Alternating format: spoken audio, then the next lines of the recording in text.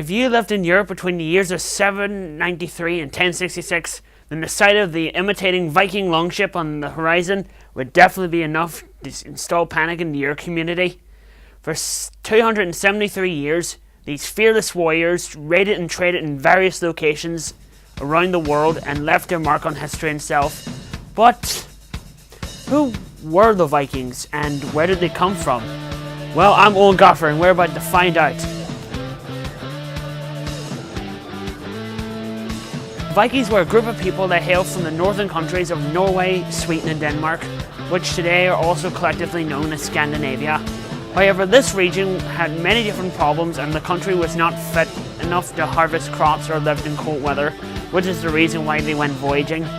The Vikings also had a reputation as the fearsome warriors of legend, as raiding was something they did very well. First recorded Viking raid took place on the island of Lindisfarne, England in the year 793 AD, where the Vikings raided the monastery there, taking all its valuables and leaving no survivors. Any archaeological discovery made in any country visited by these legendary warriors, such as England, Iceland, or even America, where they stayed very briefly but had to leave during the conflicts of the natives, can help contribute to the overall timeline of the Viking Age itself. The Viking longships made these incredible feats possible, as they were ships that acted as the main form of transportation for the Norsemen when they got from one country to another, from point A to point B.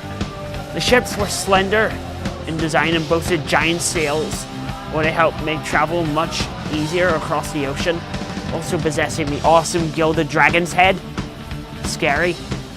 These sturdy ships were made of overlapping oak planks and were about 30 meters long, making them able to carry at least 60 men at once without going under.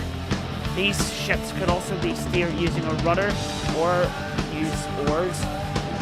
The Vikings would have used various different weapons when in battle. Of course, you've all seen the chainmail and the iron helmets and everything. No horns, people. And that was their main form of protection, but they also carried big circular shields made of wood, almost like walking around with a table. Their traditional weapons would have been the swords and the war axes, but they also used other forms of weaponry such as spears and knives. Knives? What are they, assassins?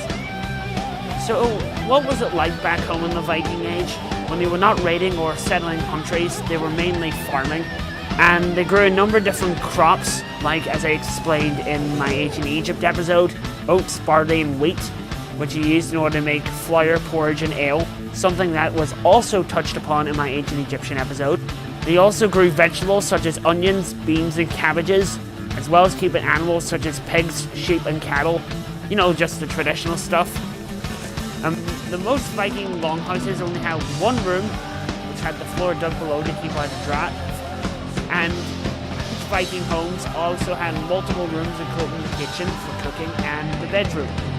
In terms of clothing, the men would have worn tunics and trousers, while the women would have, of course, worn dresses and aprons, which were made of animal skins mainly.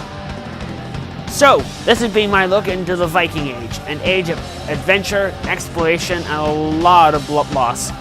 On the next episode, we'll be taking a look at the very long list of high kings that ruled over Ireland over the centuries. And trust me, we might end up being here for a while. Until then, this is your host Owen Godfrey, and now I'm going to raid a village.